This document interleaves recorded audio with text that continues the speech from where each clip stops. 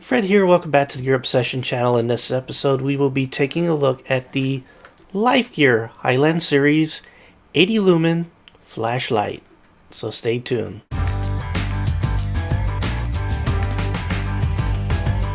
So when I said Life+Gear flashlight, many of you probably didn't think about this flashlight. You were probably thinking about the more common ones that you would see in some of the big box stores, and that would be these guys. But I haven't even reviewed these yet. I do have them. I think they're kind of neat.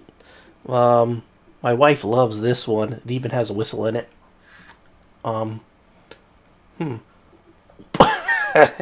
I swear it has a whistle in it. I probably got to take something off or something. Maybe it doesn't have a whistle. I don't know. But I will be doing reviews on these one day in the future. But came across this. This is one Life+Gear flashlight that you normally don't see out there too much.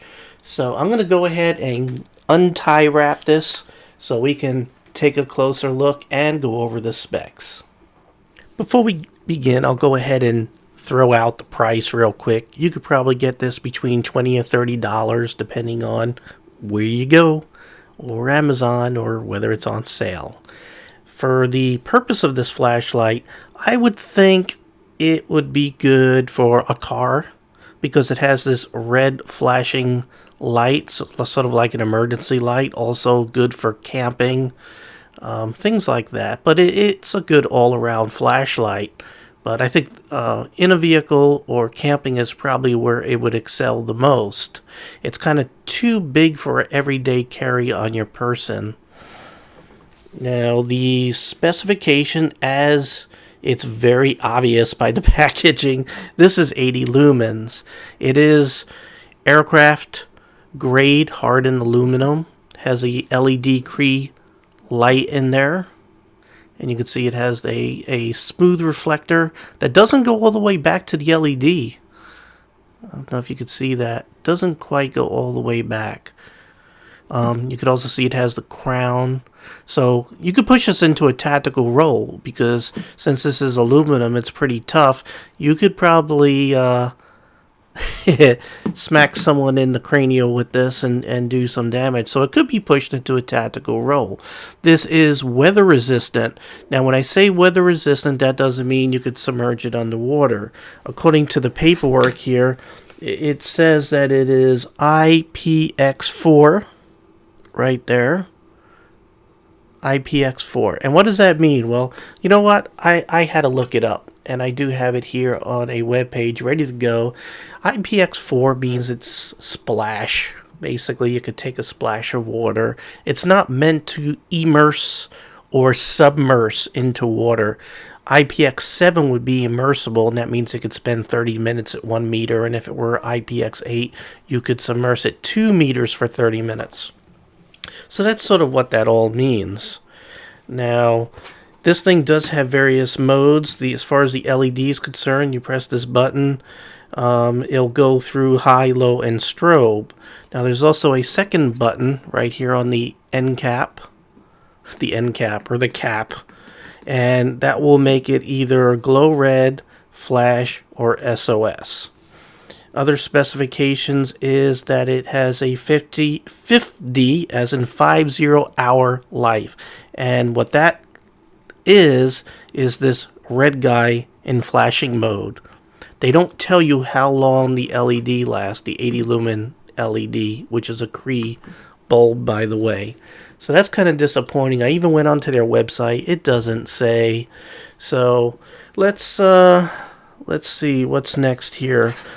It says that the batteries for this guy down here, this red flasher, is included, and those are 3 LR44s. And what you have to do is go ahead and unscrew this, and there should be like a piece of plastic. Yep. And you just sort of pull this out, and now it makes contact with the contact there. Contact with the contact. I noticed that there is a rubber gasket right there. Threads, those threads are plastic, so it's plastic in the metal, so, you know, that's one area where it can wear. but you shouldn't be screwing it too much. So let's see. Does it work? Does not appear to be working out of the box. That's too bad. Let me see. Well, I mean, it is making contact. I'll go ahead and just make sure we're making good contact here. There we go. Alright, so what I had to do there was just sort of shimmy these batteries around just a little bit.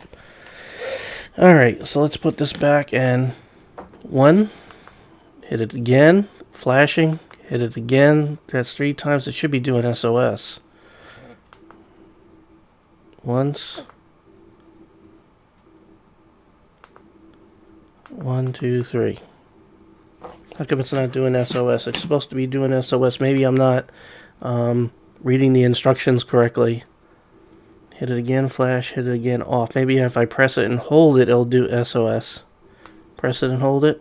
Yeah, I'm gonna have to read the instructions. In the next scene, I'll go ahead and read the instructions like I was supposed to and figure that out for you. Next thing is the battery, which is not included for the LED. So let's go ahead and unscrew that. And you can see we got to put a battery in there. So let's go ahead and do that. Now what's interesting is you could unscrew it here or down there. Kind of neat. I probably unscrewed it in the wrong place, but it doesn't matter. Alright. I do notice that this also is loose. It looks like it really comes apart everywhere, which I like. So, pretty bright, as you can see. The light has a lot of artifacts there. You can see all these circles and everything. Has a nice bright spot. Good size flood. But nothing pretty. Nothing pretty to look at. That's a lot of artifacts, and that's really due to... Let me see. Okay, so bright, hit it again, medium, and then flash. So you got that, how I did that? You press the button once, off, on again, it's low, off, on again, strobe. So that's kind of weird. When you got it on low, you get that weird effect on the camera, because I guess what it's doing is, since these are LEDs, probably cutting the light on and off really fast to go ahead and make it where it's not as bright, because you can't really dim an LED. Well, at least this, I guess that's the way this is doing it. Hopefully that won't cause anybody any seizures. So what else do we have? The my impression as far as feel and everything, this does feel very solid. Aluminum. It let's work from the top down. Again, you have that crown right here that could be used as an impact device. Feels pretty good. And then you have this thing that looks like a nut right here. And what that's good is it keeps it from rolling away. It sort of sits there, which is also good. I hate when you have flashlights that are perfectly round that'll you'll set down and then off they go rolling away. Then it has this weird funky thing. I guess you could maybe tie a strap to that or a lanyard, which is good right in there. And then next is that switch. Now, this is my first bone with this particular flashlight. This rubber, and I'll go ahead and bring it in really close so you can see that, just feels really cheap. It sticks out pretty far, and it feels kind of thin, and I have a feeling that that's just not going to last very long.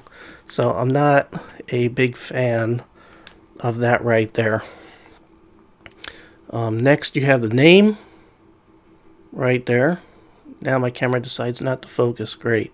But you have the name right there, and then you have some knurling that is more ornamental than anything else. It really doesn't provide too much traction, just a little bit. And then of course down here you got the LED. I would suspect that you would probably like lay it, set it down behind your car, let's say if you have an emergency, just like that, and it could be seen if it's really dark. Now if it's bright, this thing is not exactly too bright. You know, it's not 80 lumens there. It's just a couple lumens of red light, but in the dark, it's definitely good enough. So I'm going to go ahead and cut and look for the instructions on how to make this red guy do SOS. I went ahead and read the instructions. So the trick is the tail cap here is that you press and hold it for 3 seconds. And there you go. SOS. Really, really fast.